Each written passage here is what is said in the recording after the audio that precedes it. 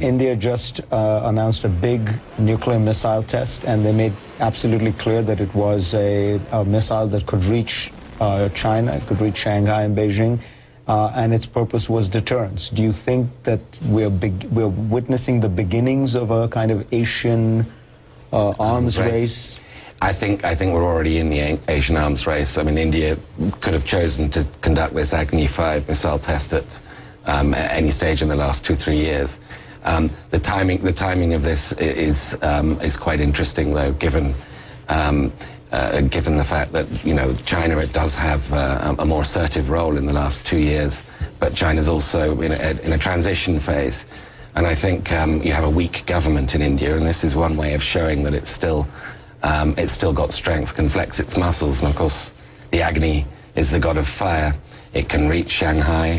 For the first time, India is at a parity, therefore, in nuclear terms with China. And I suspect we're going to be seeing a lot more of this. I do suspect, though, as it has always been the case with an Indian test, whether it's a nuclear or a missile test, we're going to see some Pakistan version sometime in the very near future. Well, what I find interesting about the test isn't so much what it says about India, it's what it says about China and really, I think, the failure of Chinese foreign policy over the past decade. I mean, now just in the last year, you've had Burma turn very sharply away from its Chinese patron towards the West. The Vietnamese next week will be conducting naval exercises with the United States. Japan, South Korea, Taiwan, the entire rim, Australia, where we're going to be deploying Marines, the entire Asian rim has decided that their fate isn't, or their future isn't better married to an ascendant China. It's containing the rise of a very aggressive and somewhat scary state. Of course, all of these countries hold, well, most of these countries hold regular naval exercises and war games with India as well. India's relations with those around China's rim. And they certainly do all with the United States. They all want the insurance policy of the U.S. Navy. I don't disagree with you about China's failure, the failure of China's policy, but I don't think this was exactly a brilliant move for India's foreign policy. India does this right when we're in the midst of once again having talks with the Iranians, where they've been extremely unhelpful with respect to sanctions on the Iranians, and where we've got a real problem with North Korea again, and North Korea has just launched a rocket that fails. So just at this moment, India really needs to test I think India is not Britain. That's the thing, and it keeps wanting to demonstrate that. What does that mean?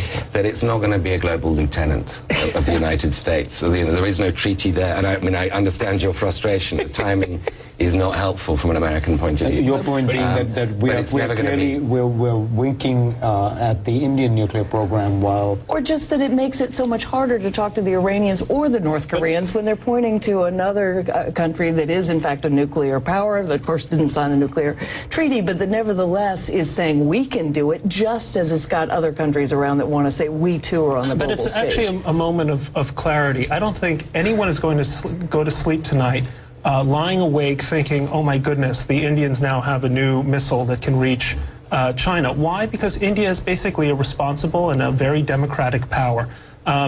That's the real issue here. We talk about our problems with Iran and North Korea as essentially legal problems that are potentially in breach of NPT. Our problems with these regimes is that they're awful regimes with barbarous intentions. And it might help clear up some thinking about the nature of proliferation when we say, you know, we don't really mind when India acquires this kind of capability. What we fear is an Iran or a North Korea doing it. So, Brett, wait a minute. Why exactly was this wonderful, responsible power not willing to impose sanctions on Iran when everybody else is actually giving Iran a major out? I mean, if they're so great and they're so noble, and the Iranians, they don't want to be Britain, but they do like to be France. That is to say, there's a sort of Gaullist of Asia. I rest my case.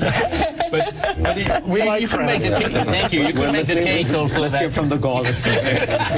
You could make the case that actually this missile was not aimed at China as much as the United States do, in terms of, you know, trying to say that they are power. And when you look, I'm following the UN here in New York, among other things. And when you look at what the India is doing in the Security Council, they've been in the Security Council for 1 year, and they align themselves with China, not with the US. The ambassador, the Indian ambassador at the Security Council on Syria, is actually the most defendant of He's the most pro-Syrian. pro-Syrian ambassador among the 15. Even even the Russian ambassador is not sometimes. So yes, they are maybe they're not going to use their nuclear bomb against the U.S. But they're not aligning themselves. It's an with the extraordinary US. measure of how much the U.S. wants India's friendship that it now backs India's permanent membership of the UN Security Council, even though it has a voting record against U.S. resolutions,